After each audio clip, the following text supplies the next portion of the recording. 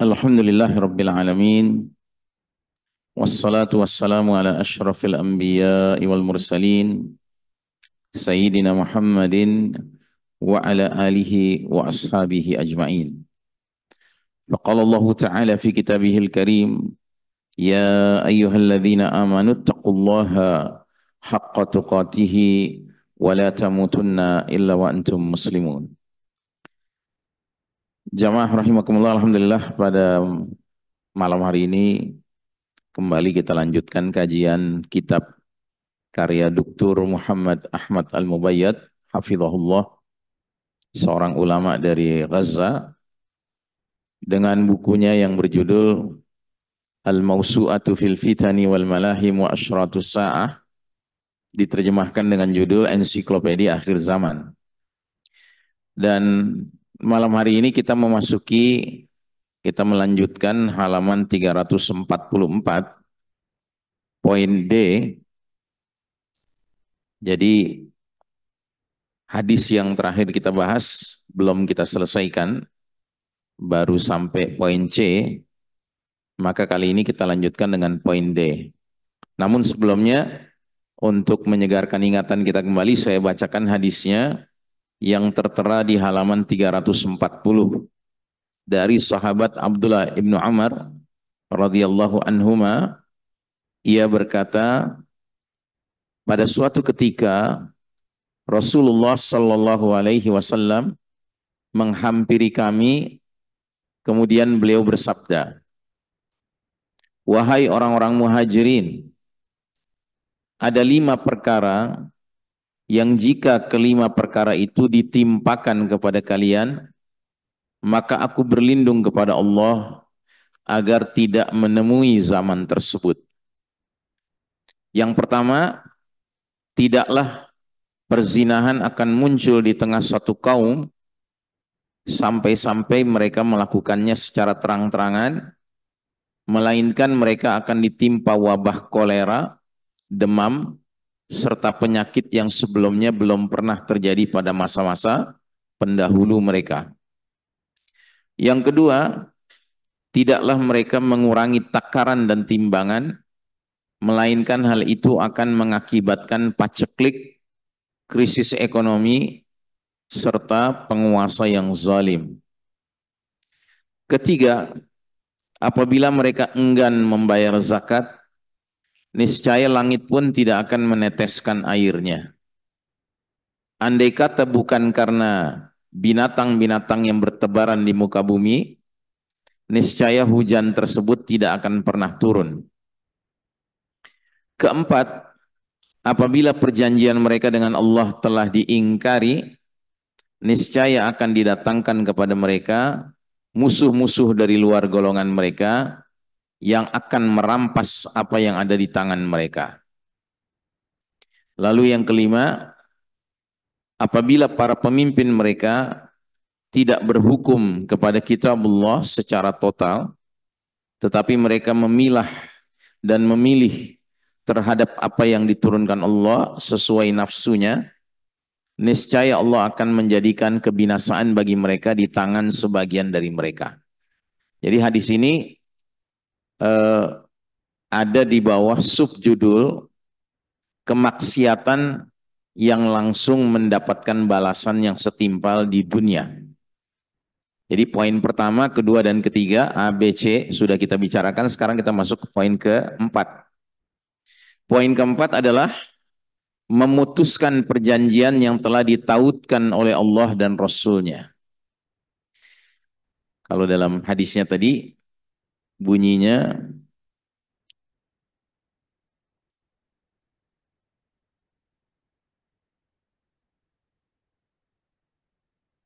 walam yanqudhu ahdallahi wa ahda rasulihi illa sallallahu alaihim aduwan min ghairihim fa akhadhu ba'dha ma fi aidihim. Yang keempat, apabila perjanjian mereka dengan Allah telah diingkari, niscaya akan didatangkan kepada mereka musuh-musuh dari luar golongan mereka yang akan merampas yang ada di tangan mereka.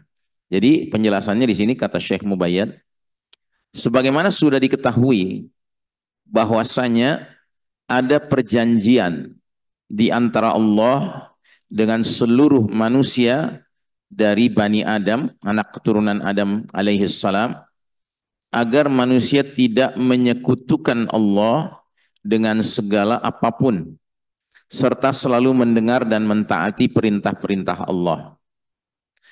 Kemudian melalui para rasul, perjanjian dilanjutkan kepada umat-umat mereka sampai pada akhirnya di tangan khataman nabiyyin, nabi terakhir, rasul terakhir, Nabi Muhammad sallallahu alaihi wasallam.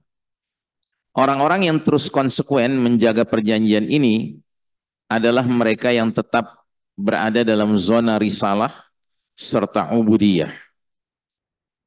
Apabila suatu umat merusak perjanjian tersebut, niscaya laknat Allah Ta'ala akan menimpa mereka, di samping hukuman berupa kekerasan hati dan kerugian yang mereka derita baik di dunia maupun di akhirat. Kemudian Syekh Mubayyad mengutip firman Allah, walladzina yanquduna ahdallahi min ba'di mitsaqihi wa yaqta'una ma amara Allah bihi ayyusala wa yufsiduna fil ardi ulaika lahumul la'natu wa lahum su'ud dar.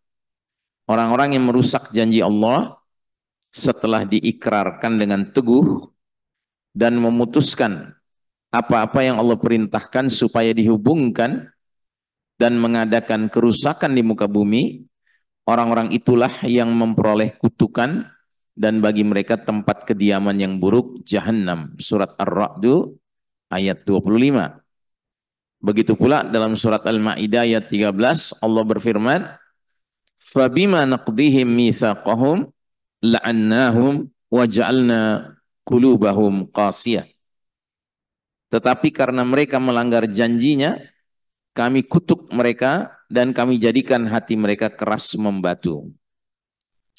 Umat yang dilaknat Allah Ta'ala sedangkan hati mereka membatu, maka mereka tidak berhak lagi mendapatkan kemuliaan dari Allah Ta'ala. Bahkan mereka akan menjadi santapan dari umat-umat lainnya, menjadi sasaran serangan dan target ketamakan mereka ketika musuh-musuh tersebut berhasil menguasai mereka. Jadi merupakan hal yang wajar apabila kekayaan yang selama ini mereka miliki menjadi incaran untuk diperebutkan oleh umat-umat lain. Ini sebenarnya poin D ini poin yang sangat nyata dalam kehidupan modern kita sekarang ini. Artinya di negeri-negeri berpenduduk muslim yang seharusnya faham bahwa ada yang namanya perjanjian dengan Allah, dan perjanjian itu pada pokoknya adalah memastikan bahwa manusia tidak mempersekutukan Allah dengan apapun. Tetapi kemudian di negeri-negeri yang berpenduduk muslim justru fenomena mempersekutukan Allah itu bermunculan dengan aneka macam bentuknya, ya. Sementara dalam hadis tadi jelas-jelas Nabi memperingatkan apabila perjanjian mereka dengan Allah telah diingkari, niscaya akan didatangkan kepada mereka musuh-musuh dari luar golongan mereka yang akan merampas apa yang ada di tangan mereka. Kan kalau kita perhatikan, justru kekayaan alam negeri-negeri berpenduduk mayoritas muslim itu dahsyat sekali. Tetapi banyak sekali negeri-negeri muslim yang tidak merasakan manfaat dari kekayaan alam itu. Jadi rakyat dari negeri itu tidak merasakan manfaatnya. Malah yang mendapatkan manfaatnya bangsa lain. Ya. Jadi ini ironis sekali. Sementara negerinya menghasilkan banyak sekali sumber daya alam yang sebenarnya mahal nilainya, tetapi karena adanya penyimpangan di dalam kepatuhan kepada Allah Subhanahu wa taala, di mana seharusnya mentauhidkan Allah, tetapi fenomena kemusyrikan dengan aneka jenisnya itu bermunculan, akhirnya dengan mudahnya musuh itu merampas kekayaan negeri-negeri kaum muslimin. Ini realita, ya. Ini realita. Dan sulitnya banyak di antara kaum muslimin yang tidak mengkaitkan antara kesyirikan itu dengan ya mudahnya musuh melakukan perampasan kekayaan kaum muslimin, kaum mukminin. Ya, ini yang jadi problem. Ya, baik, itu poin D. Poin yang terakhir, poin E, tidak berhukum dengan kitabullah. Perbuatan dosa ini merupakan bencana paling besar yang sedang menimpa umat ini. Bencana inilah yang telah mengeluarkan umat Islam dari ubudiyahnya hanya kepada Allah secara total dalam setiap sendi-sendi kehidupan mereka kepada selain Allah Ta'ala. Bahkan dosa jenis ini dapat mengeluarkan umat dari zona risalah dengan sempurna. Risalah samawi mana lagi yang masih tersisa jika ajaran-ajaran risalah tersebut sama sekali tidak dihiraukan.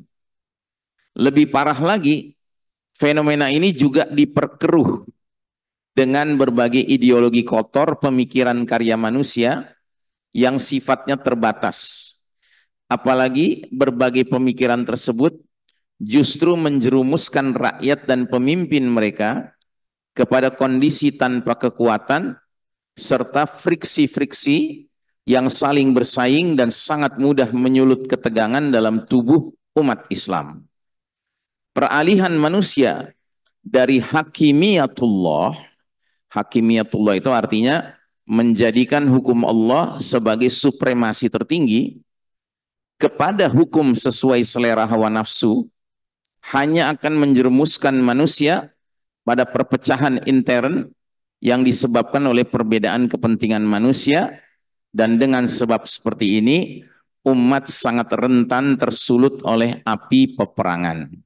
Jadi kita kembali lagi ke hadisnya ya, karena hadisnya ini ada redaksi yang sangat spesifik ya. Nabi bersabda dalam hadisnya itu, dalam redaksinya aslinya, redaksi aslinya,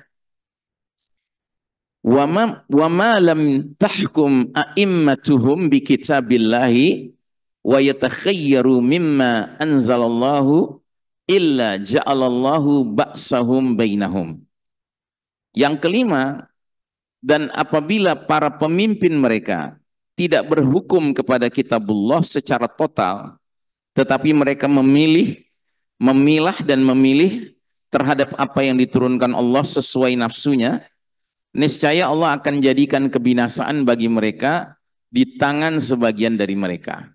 Jadi artinya di sini ada kata a'immatuhum ya. A'immatuhum itu artinya para pemimpin mereka. Jadi negeri-negeri kaum muslimin itu dipimpin oleh pemimpin-pemimpin yang memang sengaja tidak menegakkan hukum Allah. Nah, ketika seperti itu kondisinya, mau tidak mau di dalam negeri itu akan terjadi gambaran yang tadi Nabi sebutkan, perpecahan intern ya. Karena apa? Karena ketika bukan hukum Allah yang ditegakkan, tetapi hukum selain hukum Allah, yang dalam bahasa Al-Qur'annya adalah hukum jahiliyah, mau tidak mau yang terjadi di tengah masyarakat itu adalah perebutan pengaruh kepentingan, perebutan pengaruh kepentingan.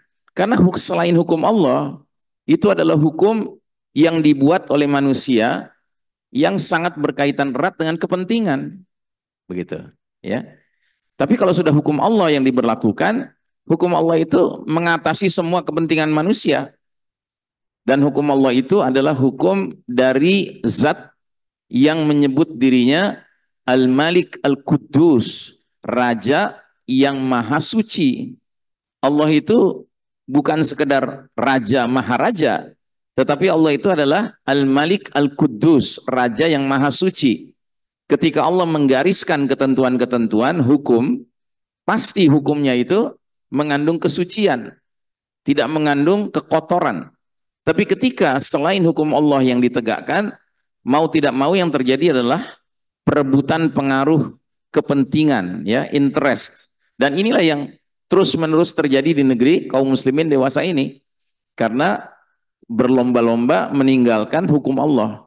Padahal tadi hadisnya mengatakan para pemimpin ini ya tidak berhukum kepada hukum Allah, kitab Allah, tapi mereka memilah dan memilih. Ya, memilah dan memilih itu masih dari hukum Allah. Sedangkan dalam realitas dunia kita sekarang, boro-boro memilah dan memilih, bahkan hukum Allahnya disingkirkan sama sekali. Jadi nggak ada milih-milih lagi dari hukum Allah. Gitu. Tapi hukum selain hukum Allah yang ditegakkan. Padahal dalam Al-Quran, ketika Allah berbicara tentang hukum, Allah cuma menawarkan dua pilihan. Afa hukmal jahiliyati yabghun wa man ahsanu minallahi hukman liqaumi yuqinun.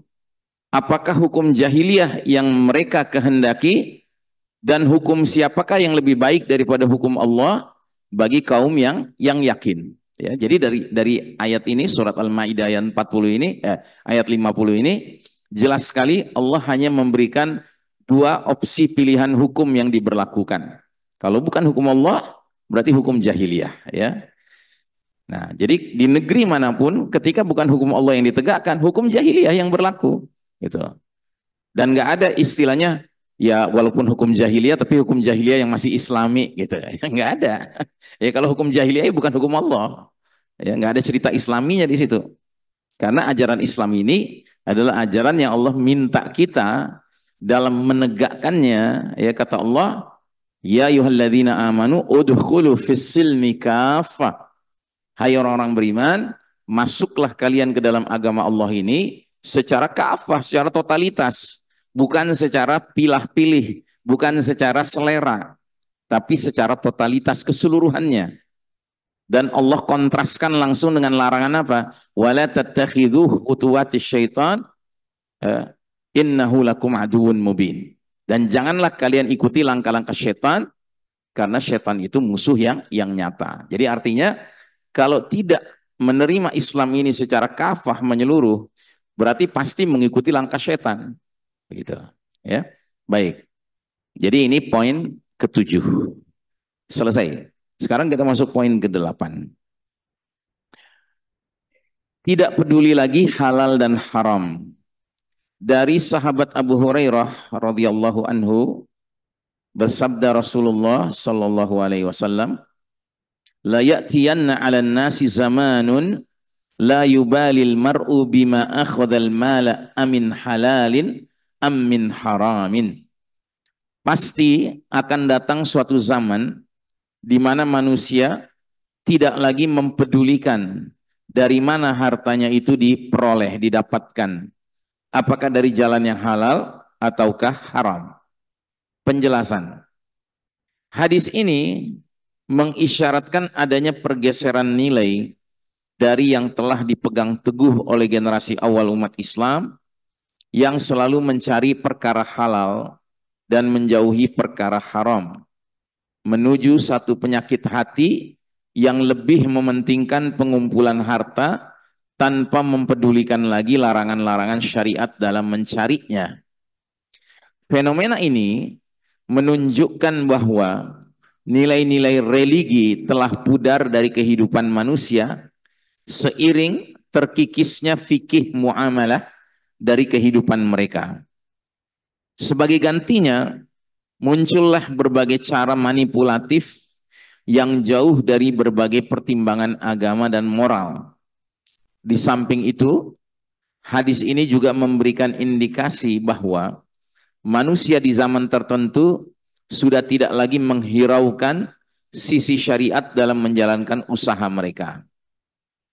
Besar kemungkinan zaman kita sekarang inilah yang dimaksudkan dalam hadis tersebut. Siapapun yang memperhatikan cara-cara bermuamalah, tentunya dia mendapati nuansa haram ataupun spekulatif telah banyak mewarnainya. Kenyataan ini tidak hanya diketahui oleh mereka yang ahli dalam ilmu hukum Islam dan mengerti betul duduk permasalahan yang sedang dihadapi oleh umat Islam sekarang ini, tetapi orang awam pun juga sudah paham. Sebagai contoh, kita dapati sekarang ini marak berbagai layanan online ribawi, ya. Di sini penerjemah memberikan dalam kurung online ribawi ini kartu kredit yang tersebar di seluruh dunia Islam dan memainkan peranan yang signifikan dalam menggerakkan roda perekonomian umat. Kami melihat layanan ini telah banyak diterima oleh masyarakat sehingga penggunaannya semakin meluas. Coba bandingkan hal ini dengan perkara lain, seperti perjudian, kolusi, atau manipulasi serta sumpah palsu yang dilakukan oleh para pedagang. Belum lagi perdagangan komoditi yang jelas-jelas haram di mata syariat. Tentu saja yang kami maksud dalam penjelasan kami barusan tidak bisa dipukul rata untuk semua umat Islam. Bahkan di sana sini tidak sedikit orang-orang yang masih bersikap wara dan sangat berhati-hati demi mentaati perintah Allah Ta'ala. Akan tetapi yang menjadi perhatian kami adalah bahwa di sana ada satu fenomena umum yang sangat besar pengaruhnya dalam kehidupan umat Islam, yang mengindikasikan adanya satu perkembangan yang semakin meluas dan telah diterima dengan sepenuh hati sistem perekonomian tanpa berbasis syariah sebagaimana yang digambarkan dalam hadis, ya. Ya, kita ambil satu contoh dari contoh-contoh yang disebutkan oleh Syekh Mubayyad, ya. Misalnya contoh kartu kredit, ya.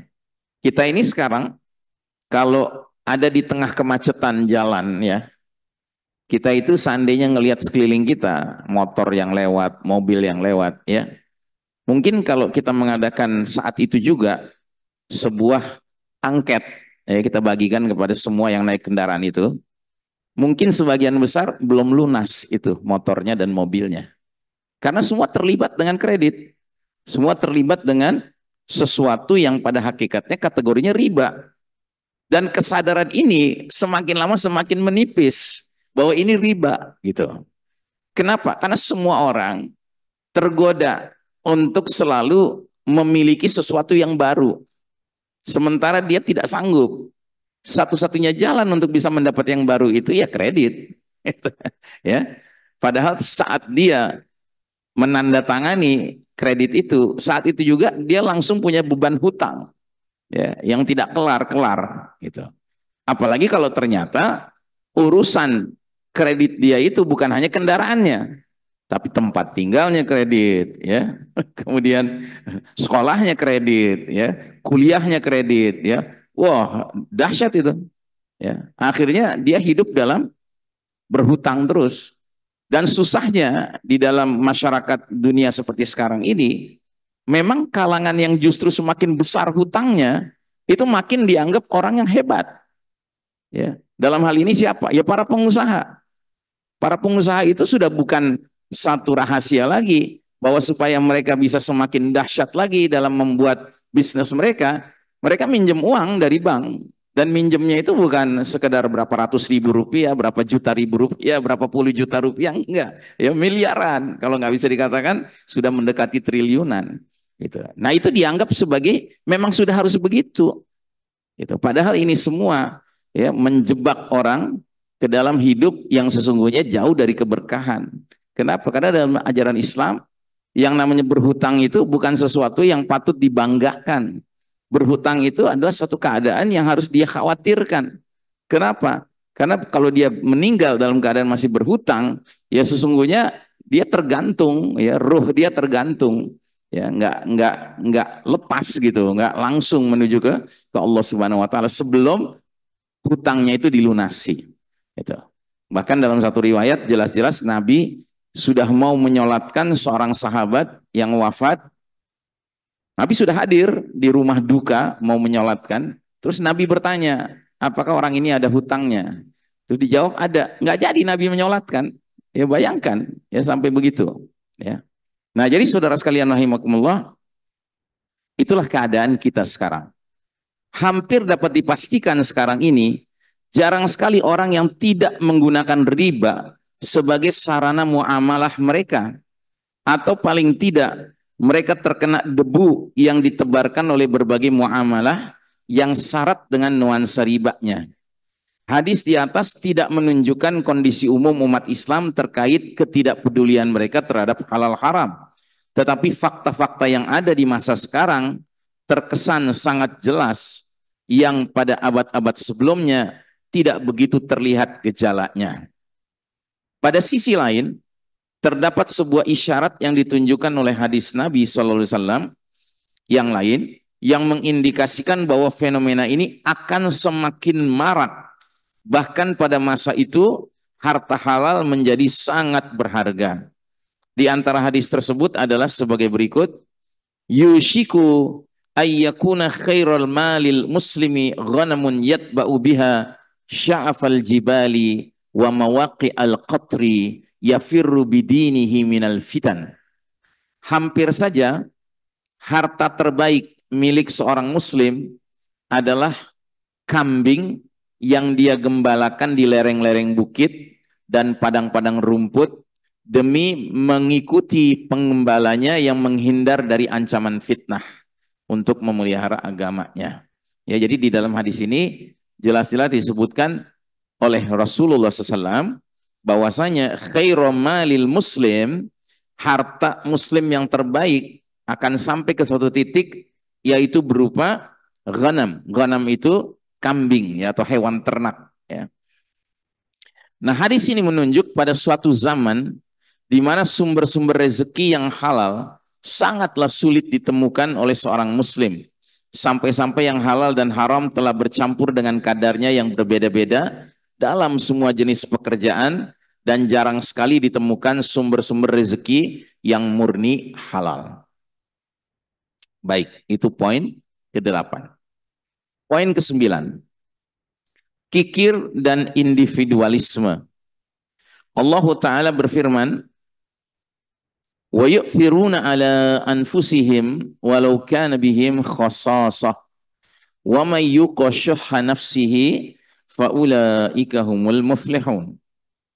Dan mereka mengutamakan orang-orang muhajirin atas diri mereka sendiri sekalipun mereka dalam kesusahan, dan siapa yang dipelihara dari kekikiran dirinya, mereka itulah orang-orang yang beruntung. Surat Al-Hasyr ayat ke-9. Maksud lafal yu'siruna dalam ayat di atas adalah mendahulukan kepentingan orang lain dalam urusan dunia daripada diri sendiri. Sedangkan kebalikannya dari istilah yu'siruna tadi adalah al-asrah, yaitu sikap mementingkan diri sendiri atau yang lebih kita kenal dengan individualisme.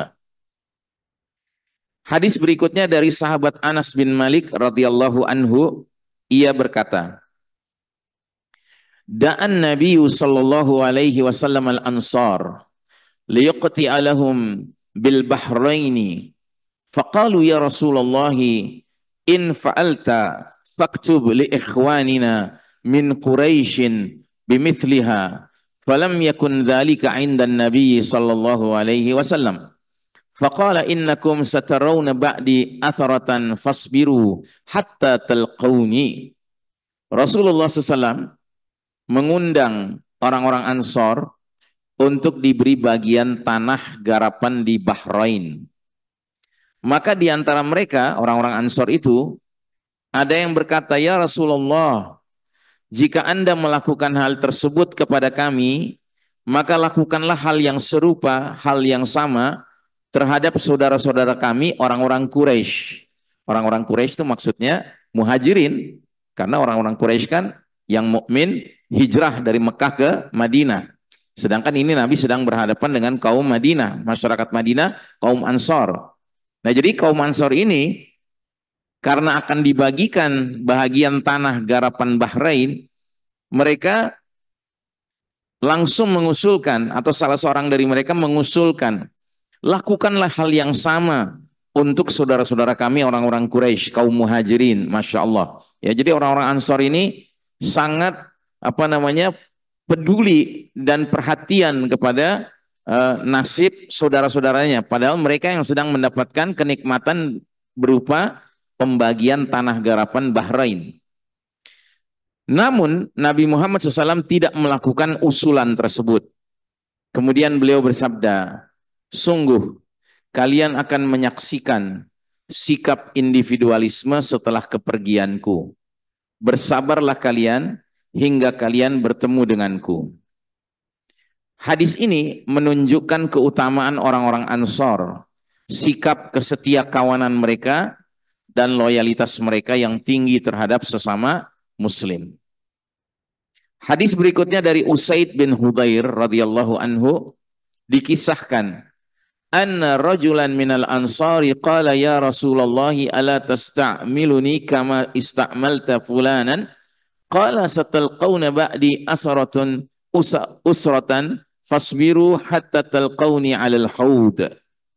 Seorang laki-laki Ansor datang menemui Rasulullah sallallahu alaihi wasallam seraya berkata, "Ya Rasulullah, apakah engkau tidak mengangkatku sebagai pegawai seperti yang kau lakukan terhadap si fulan?" Maka Nabi menjawab, "Ketahuilah, engkau akan menemui zaman individualisme sepeninggalku. Maka pada saat itu bersabarlah engkau hingga engkau bertemu denganku di Al-Haud, di telaga di surga." Maksud al-asrah dalam hadis di atas adalah sikap yang selalu mementingkan diri sendiri dalam setiap kondisi, ditambah lagi kerakusan untuk mendapatkan apa yang menjadi hak orang lain dan hanya memperkaya diri sendiri.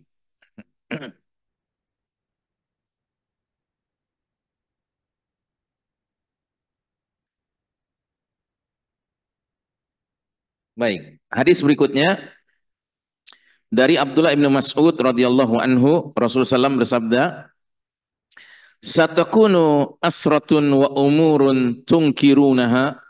Qalu ya Rasulullah, fama ta'muruna? Qala tu'adduna al-haqqa alladhi 'alaikum wa tas'aluna Allah alladhi lakum. Pada suatu saat nanti kalian akan menemukan sikap individualisme dan hal-hal yang tidak kalian senangi. Para sahabat bertanya, apabila saat itu datang kepada kami, apa yang engkau perintahkan?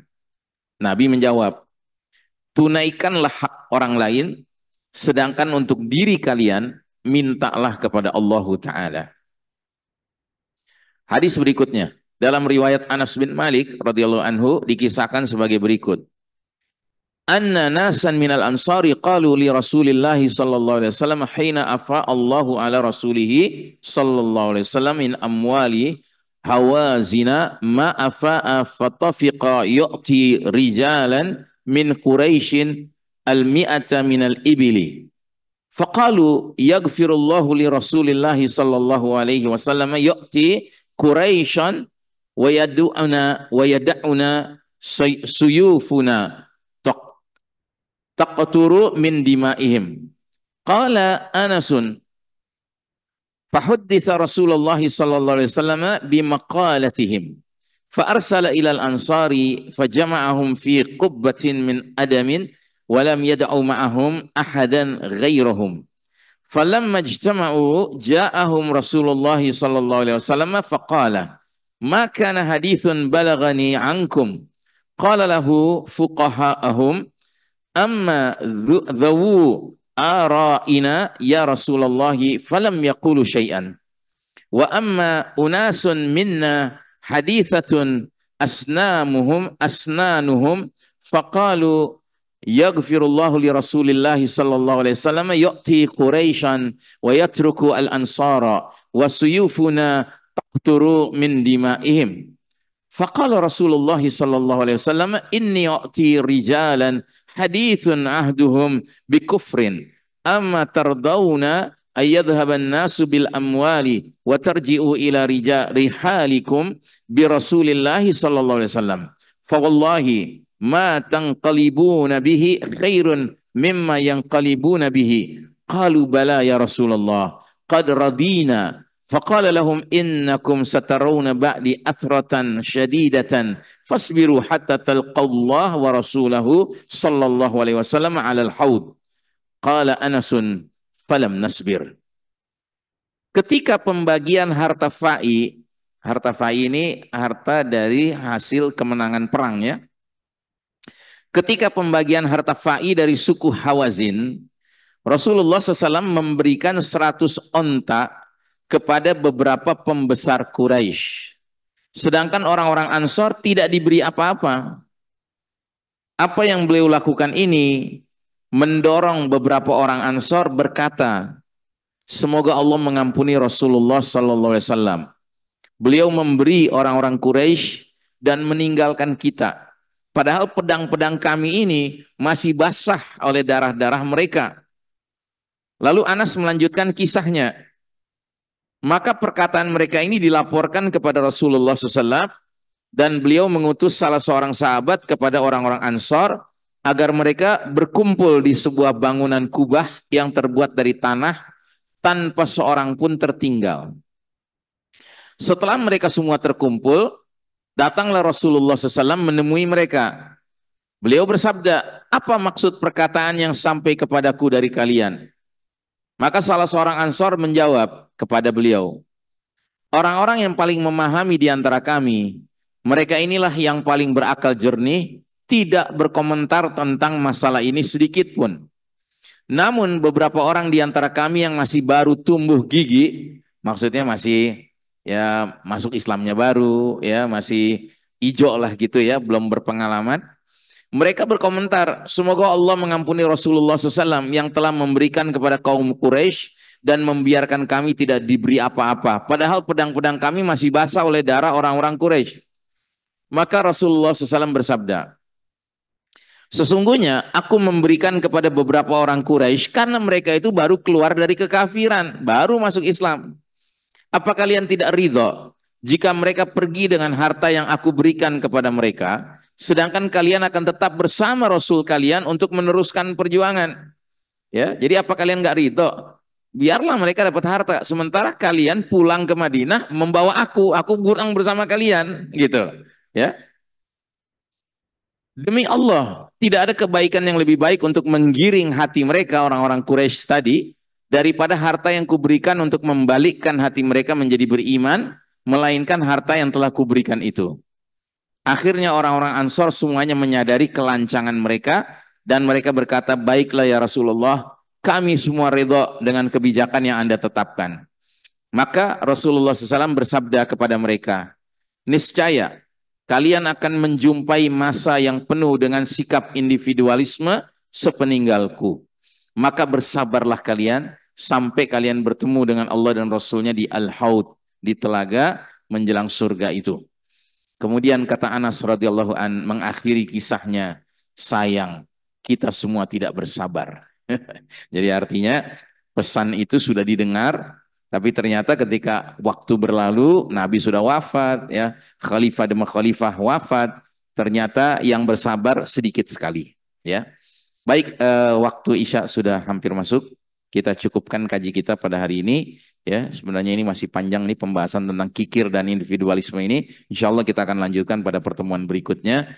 Mari kita tutup majelis kita dengan doa kafaratul majlis. Subhanakallahumma wa bihamdika asyhadu an la ilaha illa anta astaghfiruka wa atubu ilaik. Walhamdulillahirabbil alamin. Wassalamualaikum warahmatullahi wabarakatuh.